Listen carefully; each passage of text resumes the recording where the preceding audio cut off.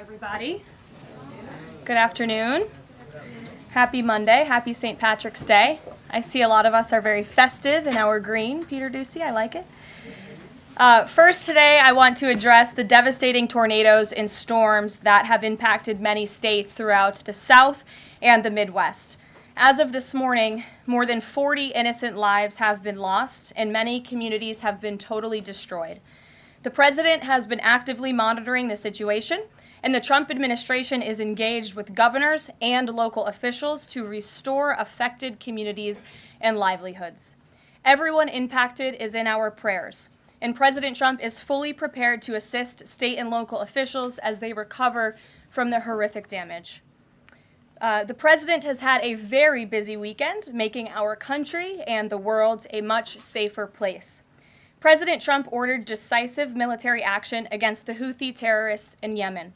These Houthi terrorists have engaged in piracy, violence, and terrorism against American ships for years under the Biden administration, costing billions of dollars and putting innocent lives at risk. Joe Biden's pathetic weakness invited these unacceptable attacks. But there's a new sheriff in town, and his name is Donald Trump. And the world is officially on notice. America has a commander-in-chief whose peace-through-strength approach is unwavering and should not be tested. As the president said, no terrorist force will stop American commercial and naval vessels from freely sailing throughout the world. Houthi terrorists and their Iranian backers should not cross President Trump again, and the president has made that clear today. On another important matter, President Trump signed a proclamation invoking the Alien Enemies Act regarding the invasion of the United States by the foreign terrorist organization Tren de Aragua. At the president's direction, the Department of Homeland Security carried out a counter-terrorism operation deporting nearly 200 violent Tren de Aragua terrorists, which will save countless American lives. Thanks to the great work of the Department of State, these heinous monsters were extracted and removed to El Salvador, where they will no longer be able to pose any threats to the American public. Tren de Aragua is one of the most ruthless terrorist gangs in the world, and they are responsible for some of the most heinous crimes that have occurred in our nation's history in recent years, including the savage murders of beautiful Laken Riley and Jocelyn Nungray. President Trump promised Laken and Jocelyn's families during his campaign that he would demand justice for their beautiful girls, and that's exactly what he did. As the president acknowledged during his inaugural address on January 20th, he pledged to invoke this act, and he has no higher responsibility than to defend our country from threats and invasions. President Trump will continue his historic efforts to seal the border and prevent these illegal invaders from coming here in the first place. As the New York Times is acknowledged over the weekend, President Trump's policies are working. Here's how the Times summed it up. Illegal crossings at the U.S.-Mexico border are down to their lowest level in decades. Once crowded migrant shelters are empty. Instead of heading north, people stranded in Mexico are starting to return home in bigger numbers. The border is almost unrecognizable from just a couple of years ago, when hundreds of thousands of people from around the world were crossing into the United States every month in scenes of chaos and upheaval. This is the Trump effect in action. And again, those are the words from the New York Times. We didn't need a border security bill. We just needed President Trump. All of these actions taken together are contributing to a wave of optimism about the direction of our great country. According to brand new polling from NBC News, more registered voters say the United States is heading in the right direction than at any point since early 2004. Americans support President Trump's common sense approach that's getting our country back on track in record time. Meanwhile, the president's critics can't say the same. That same new NBC poll also found that the Democrat Party has reached an all-time low in popularity. It turns out when you let your hatred of President Trump get in the way of doing what is best for America, the people reject you. Who would have thought?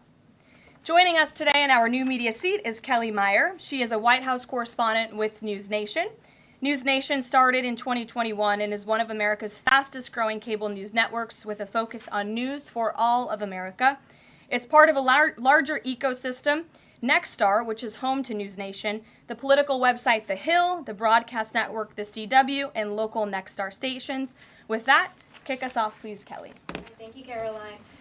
What do you say to Americans who want safe streets but are concerned due process is being violated?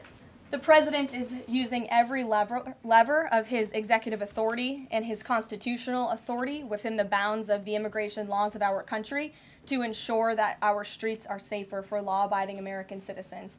And this administration is focused on detaining, arresting, and deporting illegal criminal aliens. And as you saw this past weekend, the president used his authority under the Alien Enemies Act to deport foreign terrorists. Tren de Aragua is now a designated foreign terrorist organization. And as I said, there were nearly 200 Tren de Aragua members who were sent to El Salvador this weekend. Countless lives will be saved because of this action. And if you talk to the families, the Angel families, as I mentioned, Laken Riley and Jocelyn Nungray, they understand the grave cost of life at the hands of these illegal terrorists. And the president is proud to deliver on that promise for them. And just to follow up on that, this will be challenged later today in the courts. Does the president, does this allow him to defy the court order without having this the checks and balances and the separation of power? No. In fact, this administration acted within the confines of the law, again, within the president's constitutional authority and under the authority granted to him under the Alien Enemies Act. We are quite confident in that, and we are wholly confident that we are going to win this case in court. Peter. Thank you, Caroline. If you guys can't send 200 Tren de Aragua terrorists at a time to El Salvador, where are you going to send them instead? It's a very good question. You'd have to ask the courts and the people on the left who are trying to fight this administration for doing the business that this president sought out to do, which is to deport these foreign terrorists. And we're very grateful to President Bukele and to El Salvador for accepting these heinous monsters where they will face justice. And if these guys are terrorists at war with the United States, is President Trump considering anything more lethal to address them than just sticking them on a plane somewhere else? Well, it sounded like you had a little bit of curiosity in the premise of your question, so I want to address it. These are designated foreign terrorists. The president signed a proclamation on February 20th, 2025, designating TDA as a foreign terrorist organization that was in consultation with the Attorney General and the Secretary of Treasury. That was pursuant to 8 U.S. Code 1189. The president has the right to do that. And I think nobody would argue that Tren de Aragua should be designated a foreign terrorist organization. If you want to have that argument, I'm happy to do it. These are heinous monsters, rapists, murderers, kidnappers, sexual assaulters, predators who have no right to be in this country, and they must be held accountable. And something different. There is now a member of the European Parliament from France who does not think the U.S. represents the values of the Statue of Liberty anymore. They want the Statue of Liberty back. So is President Trump going to send the Statue of Liberty back to France? Absolutely not. And my advice to that unnamed low-level French politician would be to remind them that it's only because of the United States of America that the French are not speaking German right now. So they should be very grateful to our great country. Kelly. Is the administration prepared to give the court what it wants in terms of the time of the flights that departed, that went to El Salvador, and some of those details that the judge is asking for in trying to determine the timing? Clearly, the 5 named individuals were not deported That's in right. compliance, but looking more broadly, wanting to know about the timing of flights and so forth, because the verbal order did say turn around the flights if there's an issue. So is the administration prepared to provide that information? I'm prepared to provide it right now. All of the planes that were subject to the written order, the judge's written order, took off before the order was entered in the courtroom on Saturday. And the administration will, of course, be happily answering all of those questions that the judge poses in court later today.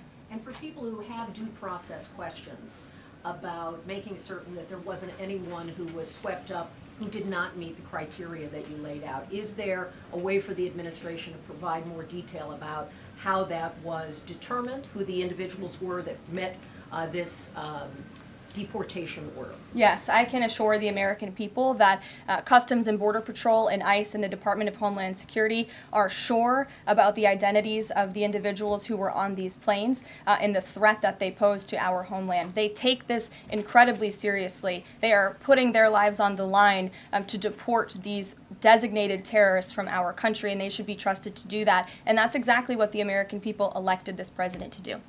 Thanks, Caroline.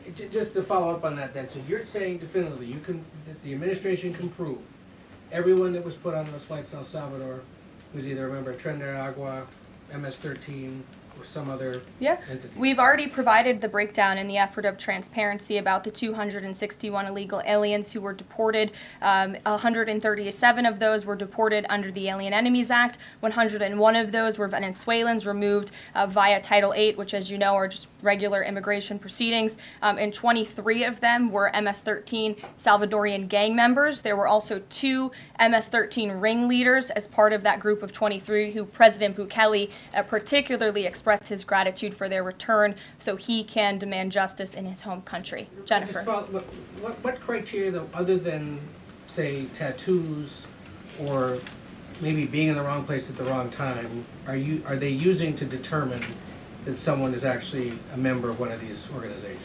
Intelligence and the men and women on the ground in the interior of our country who are finally being allowed to do their jobs. Their hands were tied under the previous administration, and as I said, they take their jobs very seriously. They should be trusted and respected by the American public with this operation, and of course, as I said to Kelly, the administration will provide all details to the questions that the court poses. Jennifer. One more follow-up on that. Can you say how much the U.S. is paying El Salvador to imprison these Venezuelans? And then a different question on Russia. I was wondering if you could give us an update on the ceasefire negotiations, and is there anything you can share on the list that Putin passed along to President Trump for the things he's requesting? Sure. To your first question, it was approximately $6 million to El Salvador for the detention of these foreign terrorists. And I would point out that is pennies on the dollar in comparison to the cost of life and the cost it would impose on the American taxpayer to house these terrorists in maximum security prisons here in the United States of America. And I would echo the message of our Secretary of State, Marco Rubio, who expressed his gratitude to President Bukele and El Salvador's government for their cooperation in this deal. As for Russia, as you know, the president announced last night on Air Force One on his return from his very busy weekend in Florida that he will be speaking to President Putin tomorrow. I won't get ahead of those negotiations, but I can say we are on the 10th yard line of peace, and we've never been closer to a peace deal than we are in this moment. And the president, as you know, is determined to get one done. Sure, Caitlin. I have 2 questions for you. One on the flights, but first on the president's post overnight, saying that the pardons that were issued by President Biden preemptively to members of the January 6th committee, that they're now null and void. Have attorneys here at the White House told President Trump that he has the legal authority to undo a pardon simply because it was signed by auto pen, as he said? The president was begging the question that I think a lot of journalists in this room should be asking about whether or not the former president of the United States, who I think we can all finally agree was cognitively impaired. I know it took people some time to finally admit that, but we all know that to be true, as evidenced by his disastrous debate performance against President Trump during the campaign. I digress on that. But the president was raising the point that did the president even know about these pardons? Was his legal signature used without his consent or knowledge? And that's not just the president or me raising those questions, Caitlin. According to the New York Post, there are Biden officials from the previous White House who raised those questions and wondered if the president was even consulted about his legally binding signature being signed onto documents. And so I think it's a question that everybody in this room should be looking into, because certainly that would propose perhaps criminal or illegal behavior if staff members were signing the President of the United States autograph without his consent. Biden is on the record talking about issuing preemptive pardons to these people. But was he aware of his signature being used on every single pardon? That's a question you should ask the Biden White House. Is there any evidence on that he wasn't aware of it? You're a reporter. You should find out. Okay, Sean. on the flights, so I have a question on the timeline of the flights. You keep talking about the judge's written order, which hit the docket Saturday night at about 7:26 p.m. But he issued a verbal order before that at about 6:45 and 6:48 p.m. based on the court hearing. A verbal order from the bench. Does the White House feel the need to comply with a verbal order from this judge? Again, as I said, all of the planes subject to the written order of this judge departed U.S. soil, U.S. territory before the judge's written order. But what about the verbal order, which of course carries the same legal weight as a written order, and said for the planes to turn around if they were Well, in the air? there's actually questions about whether a verbal order carries the same weight as a legal order, as a written order, and our lawyers are determined to ask and answer those questions in court. Sean. Hey, so on Friday, the president suggested at length that it should be illegal to criticize judges, but he has repeatedly criticized judges who rule against him, and Elon Musk is calling for impeachment of judges who have opposed the administration. So how are those two things not in conflict? I have not heard the president talk about impeaching judges. I know you mentioned Mr. Musk's tweet, but I have not heard the president of the United States ask that. Mary. Hey, thanks, Caroline. I wanted to ask about this video I saw this morning set to the tune of, I believe, Closing Time about deportations of illegal migrants. What's the strategy behind the White House's videos they've been putting out on this, and can you kind of talk us through the thinking on these videos? Sure. I think the White House and our entire government clearly is leaning into the message of this president. And we are unafraid to double down and to take responsibility and ownership of the serious decisions that are being made. The president was elected with an overwhelming mandate to launch the largest mass deportation campaign in American history, and that's exactly what he is doing. And to this very day, we are now, I think, 56 or 7 days into the administration by my count. The president still receives an overwhelming public support for the policies that he is enacting. So we are unafraid to message effectively what the president is doing on a daily basis to make our communities safer. And the specific video you referenced, I think it sums up our immigration policy pretty well. You don't have to go home, but you can't stay here. Go ahead. Thanks, Caroline. I have two questions. First, will President Trump put sanctions on Russia if the talks on Tuesday don't go as hoped? And secondly, have any illegal immigrants self-deported through CBP home yet?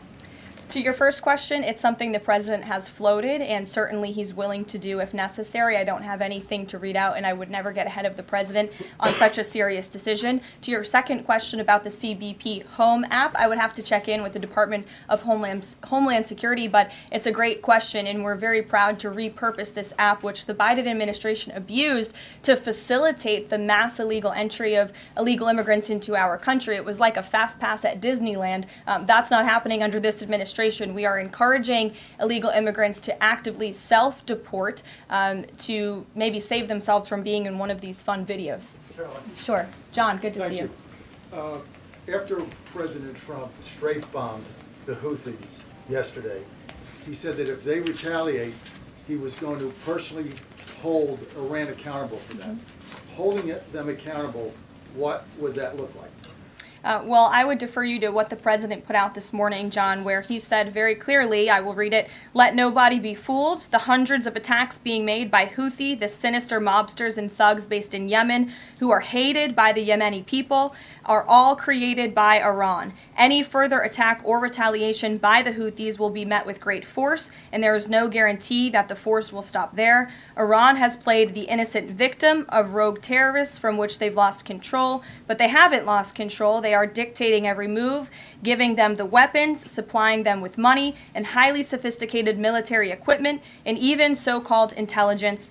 Every shot fired by the Houthis will be looked upon from this point forward as being a shot fired from the weapons and leadership of Iran. And Iran will be held responsible and suffer the consequences, and those consequences will be dire." That is a statement from the President of the United States just moments ago. I have nothing additional to share, but our message to Iran is you better take this president seriously, and I think the Houthis learned that the hard way this past weekend. As I said in my opening remarks, there's a new sheriff in town, and this president is not just going to sit on his hands and allow terrorists to launch attacks on commercial vessels and U.S. naval ships. Those actions will not be tolerated.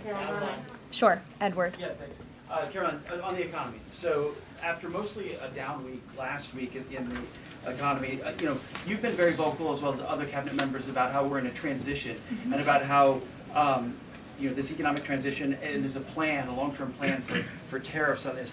How concerned is the president that the markets and Americans, for lack of a better term, will freak out over these tariffs and be concerned about a long-term plan? Sure. I think I've been asked this question and answered this question respectfully, Edward.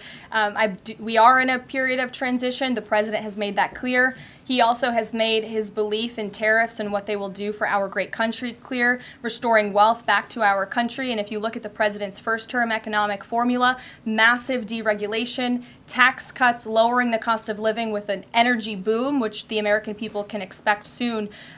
Wall Street and Main Street should both be assured by what President Trump did in his first term. It's the exact same formula. In fact, I would argue it's even better this time around. And if you look at some of the economic indicators in the last week, the latest CPI report last week beat expectations. Inflation is cooling. Core inflation dropped for the first time in 4 months. The national average of the price of gas is down 42 cents from 1 year ago. And there was also a new report out this morning about wholesale egg prices. They continue to fall. A dozen eggs are now $3.10 cheaper since January 24th. First, that's a 47% decrease overall. So I think the American people do have great reason to be optimistic about this economy. And as I've said repeatedly, it continues to be true. The administration has a whole of government effort to fix the economic mess created by Biden. So the president's pointed to that April 2nd tariff deadline, so to speak.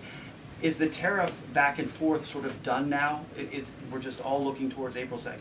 Well, I think the president would tell you that all options are always on the table, and he's always ready to respond if he feels the United States is being unfairly treated by our allies and also our competitors around the world. But yes, the April 2nd day is a big day for the country, as the president has said. Reciprocal tariffs will go into effect. We'll have more details on that as the date nears, but our entire trade team, Secretary Lutnick, Secretary Bessent, the vice president has been quite involved in these talks and discussions as well about what that will look like. And the president, as you always do, you will hear from him directly on it.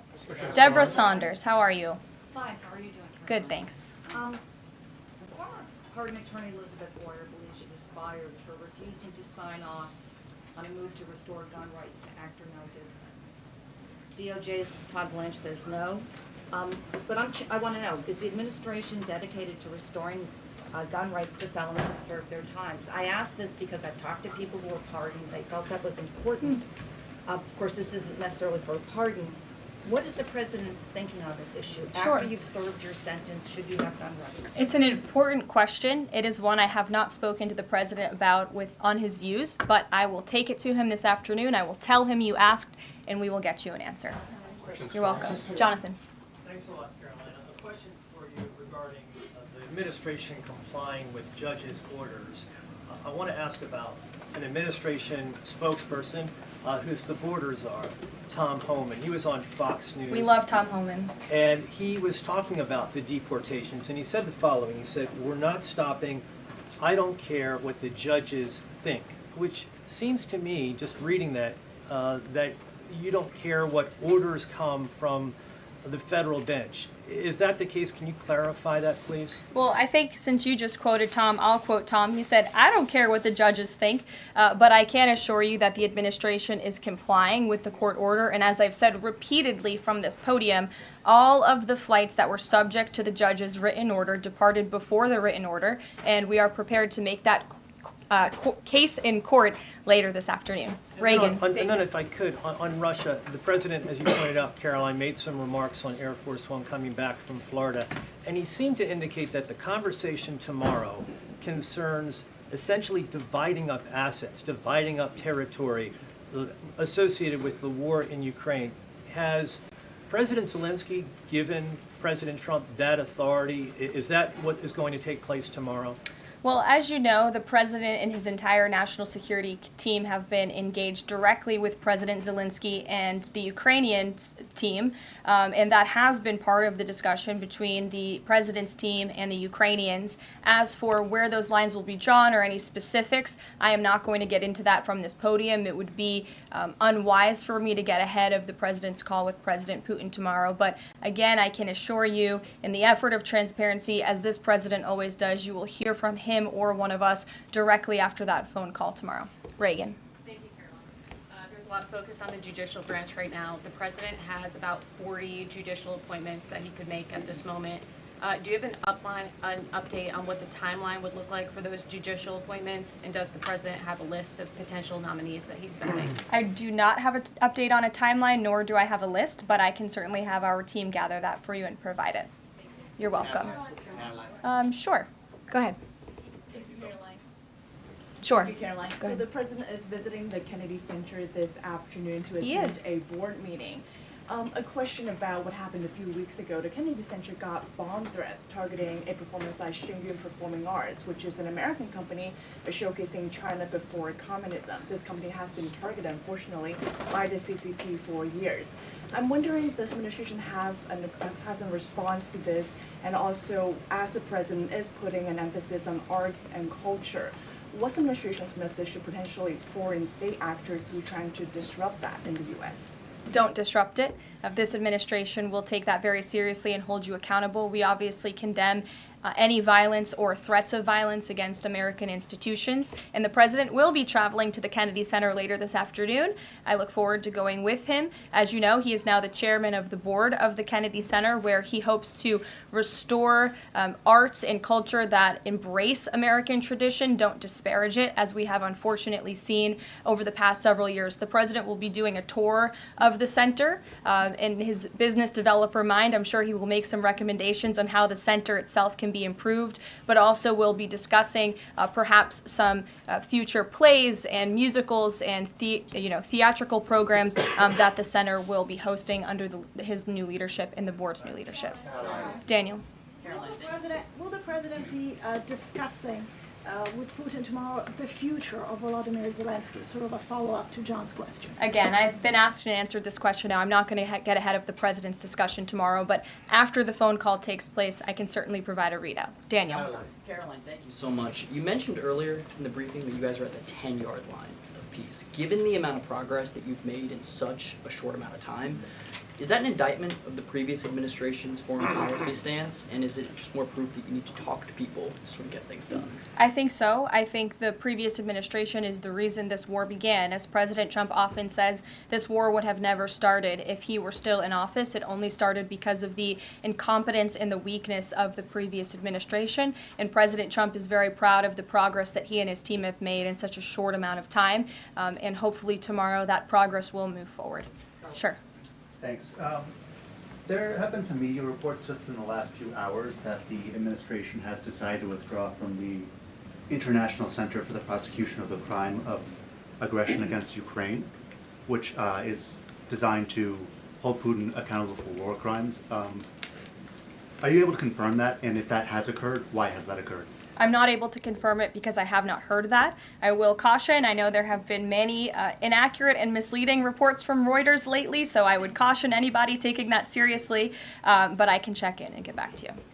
Rachel. Thanks, Caroline. Is it the president's belief that the Justice Department should be investigating members of the January 6th Select Committee? Is he directing the DOJ to do that? As the president made it very clear in his address on Friday, I believe some of you were there, I was there, he made his vision for what he would like to see of the Department of Justice very clear, but he said that he has appointed great people in Attorney General Pam Bondi and also in our FBI Director Kash Patel to do what they think is best for our justice system and to stop the weaponization of justice that we saw under the previous administration against not just President Trump but his supporters as well. We want to restore the Department of Justice to an institution that focuses on fighting law and order and crime and putting real criminals behind bars, not targeting Americans because of their religion or their political speech. We saw that under the previous administration, and it's unacceptable to this president. And just to follow up really quickly on just Homan's comments from earlier, a few weeks ago in the Oval Office, the president said he will always abide by the courts. We heard what Tom Homan said earlier today. So I'm only asking just to be clear for the American people.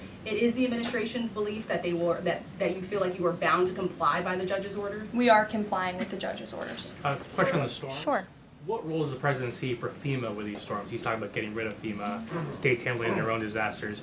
Does he plan to change how the federal government responds to these storms? There hasn't been a change yet. That doesn't mean there couldn't be in the future. But as of right now, the president, the entire administration are actively monitoring the storms, as I said. In fact, before I came down here, there was an email note in my inbox from the Department of Homeland Security on what they are actually doing state by state across the board. So rest assured, Secretary Noem and her team is on it, and I would defer you to the Department of Homeland Security for any further details. One more question.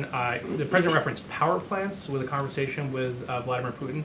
What is he referring to with power plants? What is that? There's a power plant that is on the border of Russia and Ukraine that was up for discussion with the Ukrainians, and he will address it in his call with Putin tomorrow. The nuclear plant. Correct. Okay. Yes. Caroline? Do you have a question? Yes. Okay. I wanted to ask you if you would be releasing more granular data about the people who were sent to El Salvador this week. Particularly, will you be releasing their names? I don't believe so because of the privacy concerns at this point in time. That doesn't mean we won't eventually. I would defer you to the Department of Homeland Security for more details on the individuals on the flights, but we have been incredibly transparent in giving you the breakdown of the numbers and also some of the crimes committed by these heinous criminals and individuals: kidnapping, sexual abuse of a child, robbery, aggravated assault on a police officer. I would remind everybody in this room that Tren de Aragua is a foreign terrorist organization operating within the United States of America because the previous administration allowed them to invade our country. These are monsters who tortured, raped, and murdered a 12-year-old Jocelyn Nungre. They murdered 22-year-old nursing student Laken Riley. They led a multi-state sex trafficking operation involving smuggling women into the United States, holding them in stash houses in Louisiana, Florida, New Jersey, Texas, and Virginia, and forcing them into prostitution. They kidnapped and murdered a 33-year-old woman in Texas. They sexually and physically assaulted a woman and her daughter in Wisconsin. They conducted a mass shooting in Illinois. They peddled untraceable ghost guns across New York City, took over an Aurora, Colorado apartment complex where they kidnapped and tortured victims. And by the way, many of you in the mainstream media said that didn't happen. It turned out that it did. And because of the effective immigration policies of this administration, those foreign terrorists were detained and they are no longer operating on American soil, and we have President Trump to thank for that. We'll see you guys later at the Kennedy Center. Thanks so much. Thanks, Caroline.